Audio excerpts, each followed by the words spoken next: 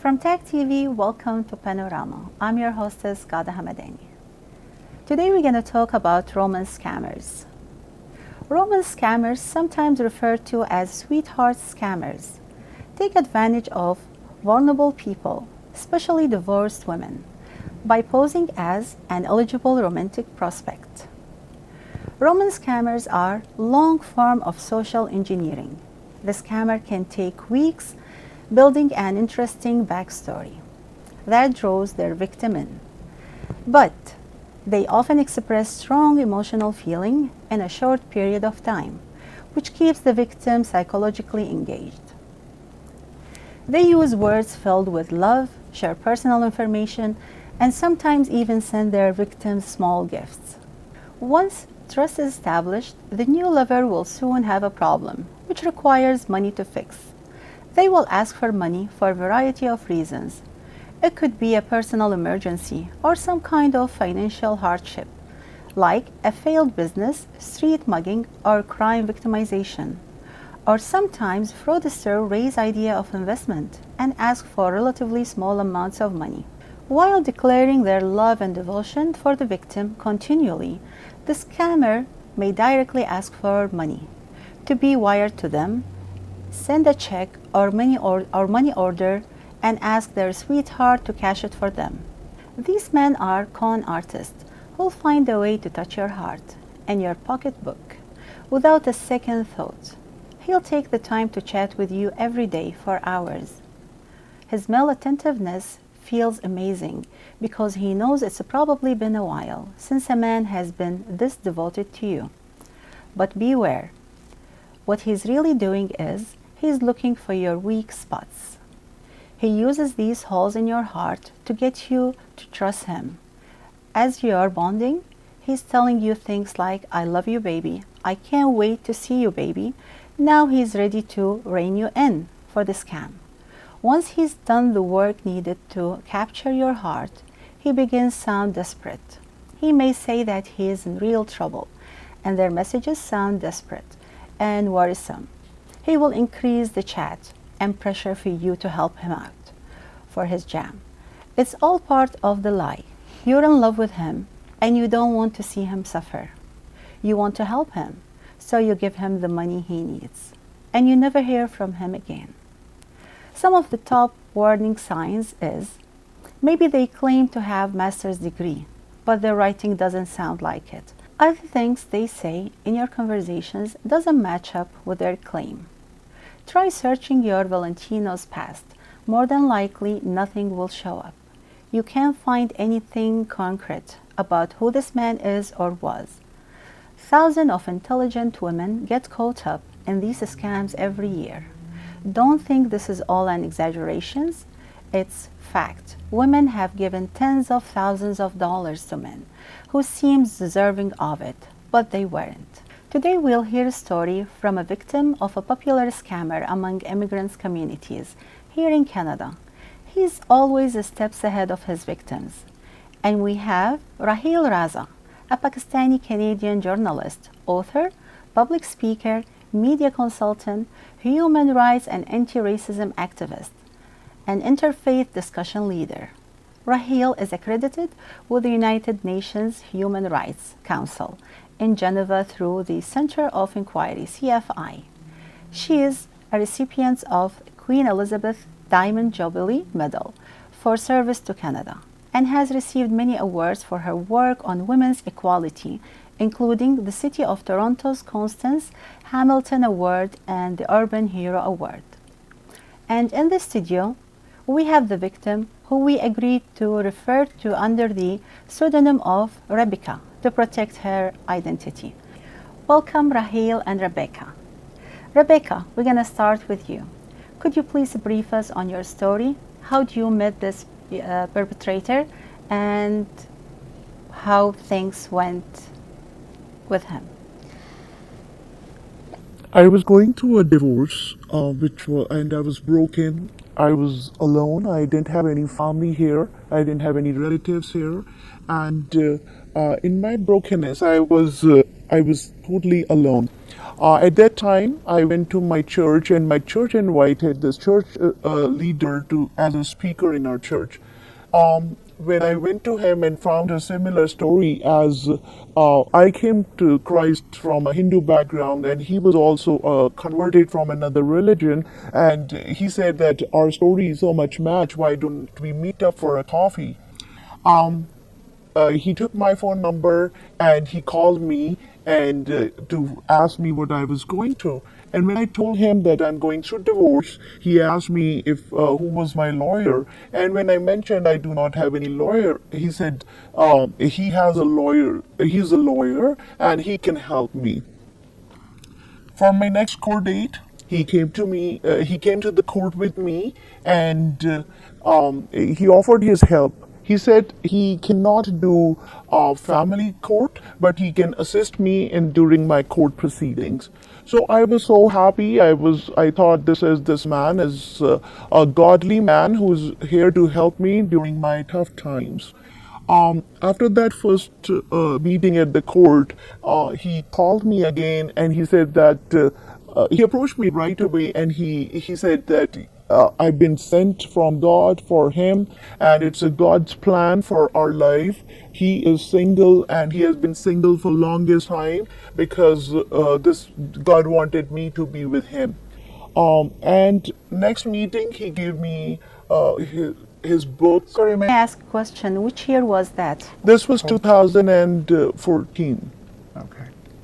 And he gave me his book and he has a documentary. And he said, this is my work, so you can watch this, read this, and see if you can be my partner.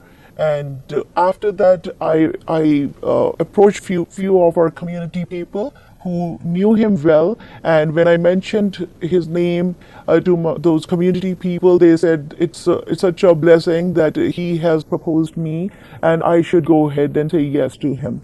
That's when I said yes to him, he started talking about. He said that he wants to save some lives overseas, some girls. He wants to set them free, and he needed money for that. And his own investment was stuck. He needed, since he was aware that I got that money. He asked me for all that 30,000, and he did mention because I have a daughter, and he did emotionally blackmailed me, saying that your daughter, if they are just like your daughter and they are in trouble, we need to save them. And he said that we are gonna get married anyways, so I'll return this money. This is a loan, and I gave him all that money right away. Within a week's time, he approached me again, and he said that I'm short of money, and can you take a line of credit and give me more money? And I went to the bank. I got another $15,000 line of credit, and I gave him another $15,000. Once he got the money, he said he's traveling overseas to save those girls. And while he was there, before actually going before traveling, he called me and he said that he has taken all the money. His life is at very high risk, and he might need some help from me. I was not aware what kind of help I could do while he was there, but I said quiet at the time. So when he was there from overseas, he texted me that he is in his life is in danger and he needs my help. That's when he called me from there and he said that his life is in danger, and to rescue him from there, I need to send another around $10,000 to him. I did not have a penny on me because I have already given whatever I had. I taken line of credit and given to him, but the emotional bonding was there, and I wanted to save. He was doing something for the sake of humanity, so my heart was filled with compassion, and I was only left with my credit card, so I cashed out another $5,000 from my credit card. That was the last penny I was left with, and he said that he's gonna send someone to get this money from from me, and then I gave another $5,000. When he came back, and I wanted to meet him to see what happened there. So he kept the distance, because now at that time he knew that I've given every last penny. I've had not a single penny left on me. He disappeared. He would not meet me. I would text him that, because he said, you take line of credit, I will pay off the monthly loan payments. But he never made a payment. He never showed up ever again. What happened to the marriage promise? While this was going on, so he wanted to get physical with me, and as a Christian, it's written in Bible, you can't until you get married. And I told him, as a church leader, you should know we cannot get into this relationship until we get married. So one time he came and he brought the Bible, and he said he's a church leader and he has the authority God has given him, and we need a witness, and God is our witness, and he would marry in front of God, and he did all the vows, and that was his marriage. And then he said he's gonna do a public marriage also very soon. While he did all this, I was suspecting there was something in my heart telling me all the time, there's something off, something not right about this man. At that time, from his Facebook profile, I found some girls, and we got in touch, and I found the exact similar story with every girl. Same story, taking money, and the fake marriage with all those girls. How many girls you identified, or you were able to get connected with? Almost six of them. And surprisingly, like age from 16 years to there's no like to 40, 45, 50. There's no age limit, because it's not about love. It's about money and lust. Yeah, when you found out, did you report him? Did you confront him? Yes. What did you do exactly? Then I found out that he's married as well. I approached his wife, and his wife totally ignored my texts. I knocked every possible door. I went to the police. I did the report. There is a report against him there, but police said they cannot do anything unless because it's a court matter to get my money back. I knocked the doors of all the big churches, the church where his church leader, and I because he holds a official position as well. So everyone said that because he holds a high position, they cannot do anything against him. So how did you feel when you discovered you had been a fraud victim? This was the most terrible time. I was so sick for months.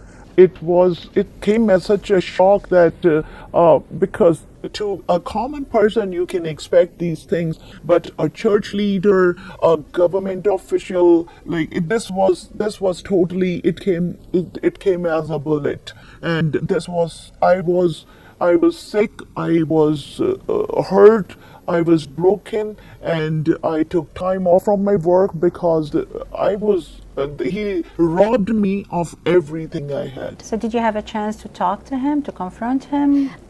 Yes, I did. And I did tell him I'm going to go out and tell everyone. That's when he threatened me that if I love my daughter, I cannot go out and tell anybody about him. Otherwise, my daughter's life is in trouble. Oh, thank you, Rebecca. As we see, this is not an online dating. We're talking about real stories happening here in Canada. It's like it's alive. Rahil, you heard the story of the victim, and as a human rights activist, and you're a community leader, actually, it's like, what do you think? What's your advice? Radha, Yes. not that it would make anyone feel better. It is a very, very sad story. But the fact is that this is something that is happening in every community. From the mainstream community to the ethnic immigrant communities, it is across the board in Canada. Different kinds of scams, women being used as victims for different issues. The only difference is that in mainstream communities, they talk about it openly, but in our ethnic immigrant communities, there is pressure. As the victim said, there is pressure from community leaders and from people not to talk about these issues. Now, in our organization, and as a human rights activist, we have a very simple mantra, which is the 3 E's. Whenever there's an issue, we say you have to expose the problem, you have to educate the masses, and then you have to empower for change from within. And of course, I see, I would not want to interfere in another community because these are legal issues. There are issues that need authority to be involved. But, for the women and as a human rights activist, I would say that first of all, these problems need to be exposed. They have to be talked about. We have to communicate them. And then we have to find somebody who will take up the cause. I was involved and very much part of a case in the United Kingdom, being a Muslim. There were these Muslim men who were gang raping young British girls, and this had been going on for such a long time. Nobody spoke out. And then we found a champion and a mentor in a member of the House of Lords, a baroness who is a very important figure, and with her we went to Parliament and we lobbied there. So it's important to get someone who can champion the cause, someone who is in a position of authority, because the idea of using women as victims is because the perpetrators think that these are women, they're weak, they are powerless, they won't get support, which in many cases in the ethnic communities is a fact, that the women don't necessarily have a voice. And the other solution, of course, is that our religious leadership, whether it is in a Sikh Gurdwara, whether it's Hindus, whether it's Muslims, whether it's Christians, we all have places of worship. We have religious leaders. Our religious leaders must speak out. They must speak out to the congregations, they must speak out to their own communities and talk about these issues. Because the major problem is that these issues are being pushed under the carpet. They are telling the victims to be quiet, they're telling the victims don't speak out, and at the same time they want to just, hide them under the carpet and act as though nothing is happening. Okay, Rebecca, have you reached any of church leaders in your community, outside the community? What was the reaction of each of them? Yes, I did. I did. I went to my community church leaders, and because this church leader has a very impact, and he is well known. They wanted me to shut off. They said, now you should not speak, and it can spoil your own image as well. But for me, it was, if I've been suffered and I'm suffering, I do not want another Rebecca to suffer, and I wanted to speak out on this. That's when I went to another churches which were out of my community, and there was one of the very good leader. He tried to help. He approached this guy, and this culprit, he did confessed as well in front of him. But when the time came to return my money, that's when he backed out and he said he's not gonna talk, and no more talks anymore. So I did approach some MPs as well, but did not get any solution out of there. So did they say anything to you? Did they say why they didn't do anything, or they just heard the story and that's it? They just heard the story. That's it. I did approach one of the MP who was part of one of his delegation as well, and I told her the whole story. She said she's gonna get back to me. I'd never heard from her. Is he it's like his background? What was his? It's not don't specify the background, but is he immigrant or he's Canadian? He is immigrant, yes. Rahel, as you see, it's like the victims did her best. It's like she reported him to the police. She went to community leaders, but it's unfortunate that the guy is still in the loose. So in this case, it's like what women's, it's like can do. Well, first of all, whether or not this perpetrator is powerful is irrelevant. The fact is that everyone has human dignity. And if you misuse someone else's human dignity, as in this particular case, it's very sad and it's very sorrowful. So there is recourse by getting together as many people in the community, making them aware of the situation, going to other community leaders, and what you need is a lobby. You need a lobby of people's voices to come together and speak out against all sorts of perpetrators like this. You know, in our Muslim community, we have issues of polygamy, we have issues of temporary marriages where women are always the victims. And so this is a movement for all women from all immigrant communities that they should never again be victims of such scams. And I think hearing Rebecca's story, other women will be cautious. They will understand that there are scammers out there. I know it must have been very difficult for Rebecca to tell her story, but it is important because it becomes an example and a learning for other women and other girls to understand that they have to be very cautious and they have to be very careful. And in this particular case, obviously there needs to be legal recourse, there needs to be the authorities involved, and that will only happen when community and community leaders come together and they start putting pressure on the right people to take the right action. After all, we are living in Canada where everyone has rights, and these rights should never be usurped. And so there is definitely a solution, there is a way, and it has to be done one step at a time with support from everyone. It doesn't mean that if it is happening in one community, only that community should speak out. This is across the board against women, and women should come together and rally, they should lobby, and they should speak out for each other and help support each other.